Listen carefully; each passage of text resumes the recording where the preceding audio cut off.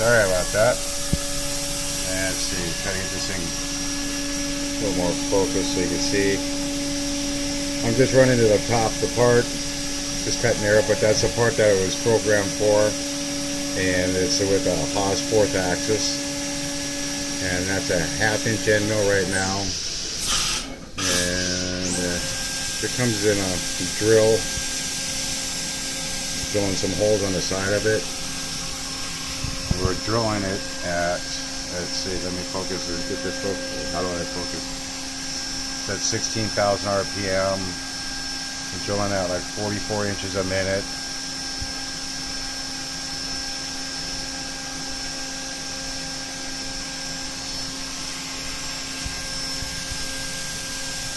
There's a tool carousel, there's the tools in there.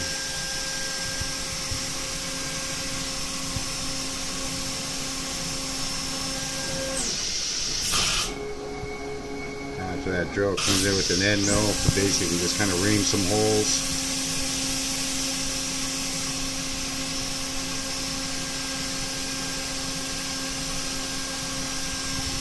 That one is basically going the same speeds of feeds as that drill last time. Got 16,000 RPM and a feed of 44.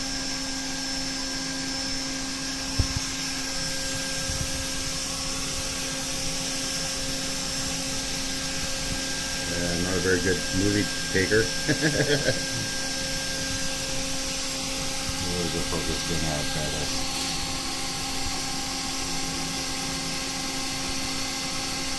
You see how it dwells for a little bit with that M code? I program a dwell into it to make sure it indexes the position.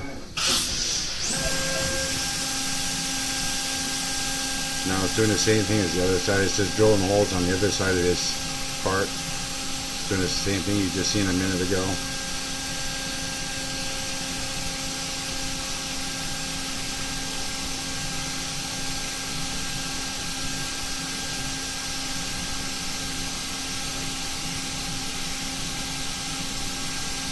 The part that's in between the 4th axis and tailstock is 17.5 inches long.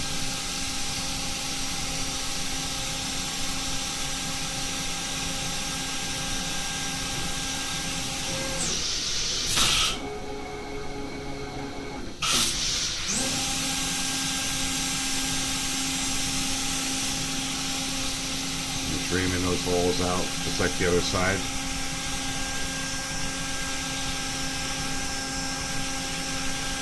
The RPM is still at 16,000 feet of 44, just like when I did the opposite side of the part.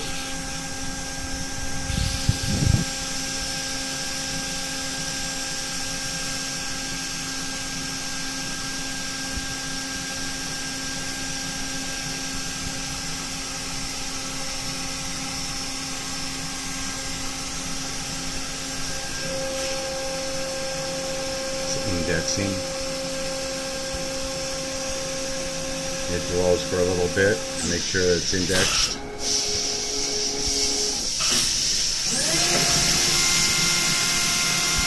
This here is a 3/16 3-foot end mill, and it is just roughing out those notches on the top of the part, and it is running at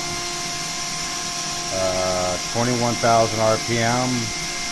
At a feed rate of 110 or 108 or something like that.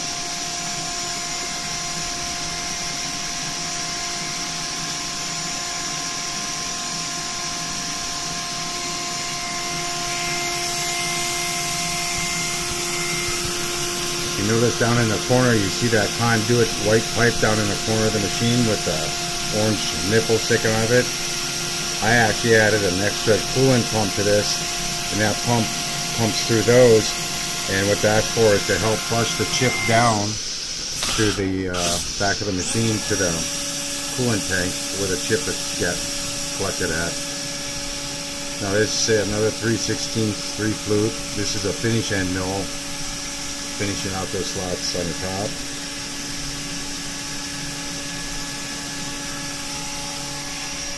I've got that going at 17,000 RPM. And a feed rate of 165 or something like that. As you see, it's just kind of doing like a, almost like a figure eight thing. I don't go from one notch to the very next notch because then it makes the machine kind of jerk around a little bit. I don't like being hard on the ball screws. I program stuff like this. I make it so it goes a little bit longer, and then at the end of it, instead of just going from X to Y, I program radiuses in between, so it's a smoother transition, easier on the ball screws.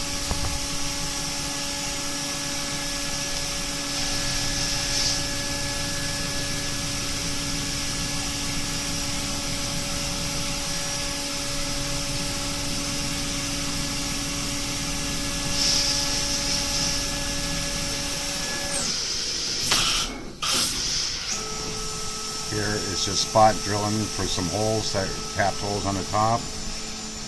And I am going 13,000 RPM. I don't know what the feed rate was.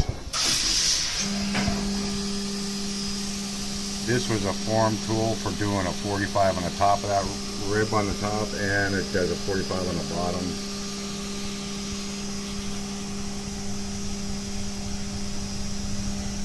We also had to kind of run this job a little bit slower because of the length of it, and it being so thin that otherwise you just get a lot of chattering apart.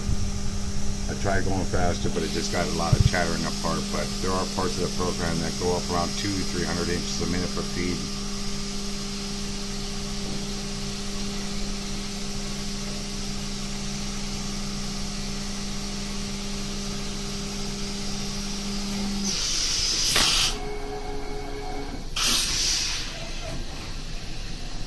This here is just drilling the holes from them spot drills. It's going 7,000, a feed rate of 30.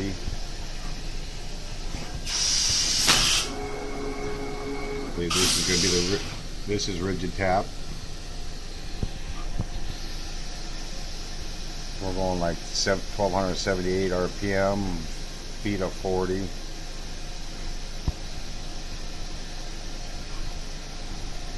I went a little bit slower on this. We have tapped up to like 3,000 and 4,000 RPM, but with this being extruded aluminum, it had a tendency of kind of gumming up a little bit, so we slowed it down just to make it so it runs nice and clean. There's index into another side. Notice how it'll index from position to position, but you cannot do a full profile like solid surfacing.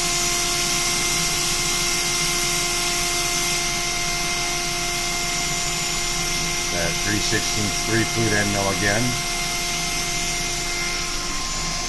It's going 21,000 RPM, feed rate of 95 or 130 or whatever, 99.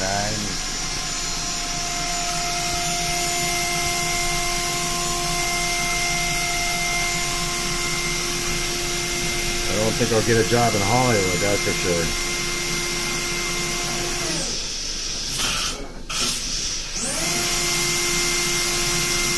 This is the finish tool, same kind of end mill.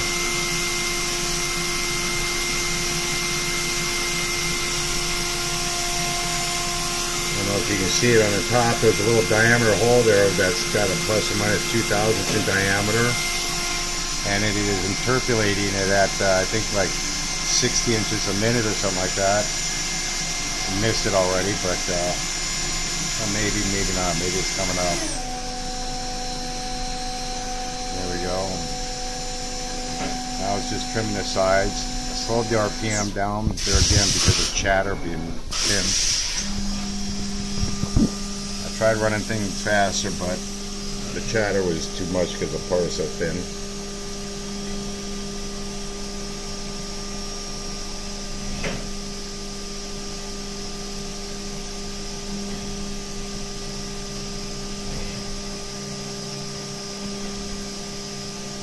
Machine wrap is at 2,500 inches a minute. It's pretty fast.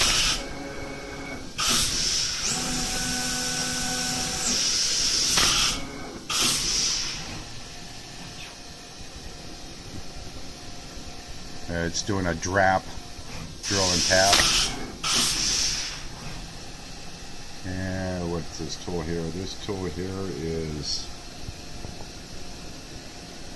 Um,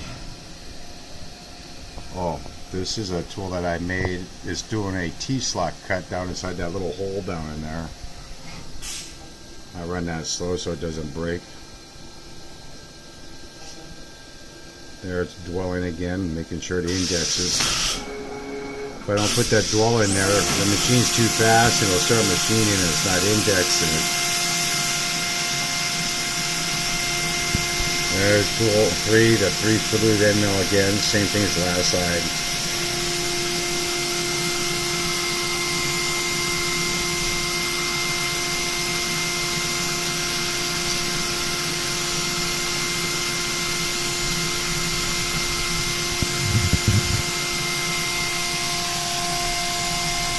Okay, and it's doing the same RPMs as it always has, the 21 or whatever.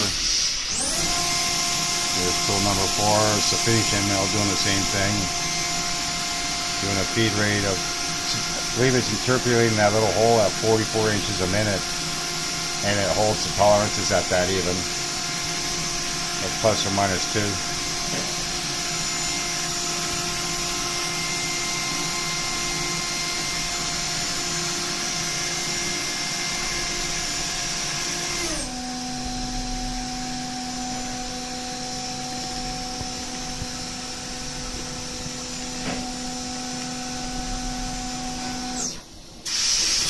Whoops. There's that form tool again. Okay, well I believe that's enough of the machine running. You can see it's kind of dirty in there, but there's, I don't know how else to clean it out because you can't get a hose in there to hose down because it's got that door lock on it and you can't have it open and use a garden hose in there even. Thought it was kind of stupid.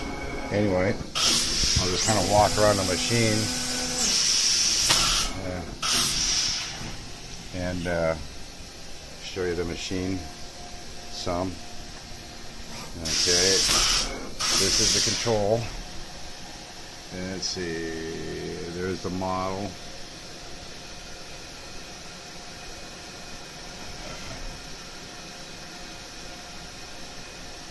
That feed raise for that Woodruff cutter that I made out of a 1/4 inch end mill. The neck is real small, that's where we keep it down. Let's see what's it gonna do next. Anyway, you can see the rest of the control here.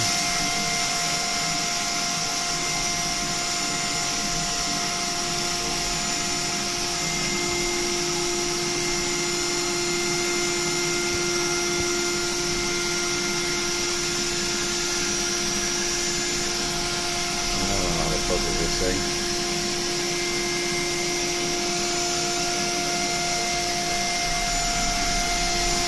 This is the side of the machine, not much to see. Up on the top and the back, this is that box I used for, that was wired into it for a 4th axis. And I just mounted on top of this arm back here that holds the computer box up in the back of the control panel. And then right there you can see the smog hog on it.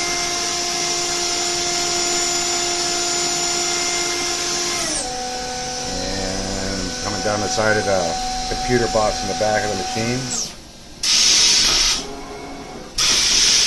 And this is what I was talking about. You can see 2 coolant pump motors. One is original with the machine. The other one I had actually had wired in to do that flushing of the chips out the back. It helps wash them out into the back of the machine. Right there. It'll be washing the chips out right there. This is all the stuff in the back.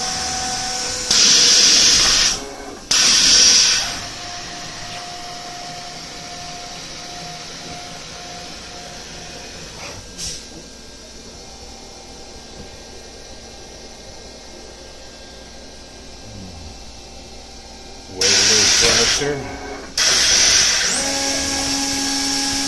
Here's the cooling tank.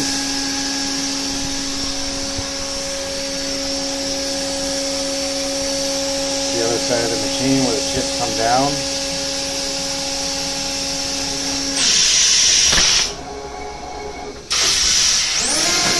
And here's the on-off switch for the Smog Hog. The wires. And the Smog Hog itself. I put a tray under there because it has a tendency to leak a little bit, just to catch it from dripping all over. Anyway, that's about it for this machine.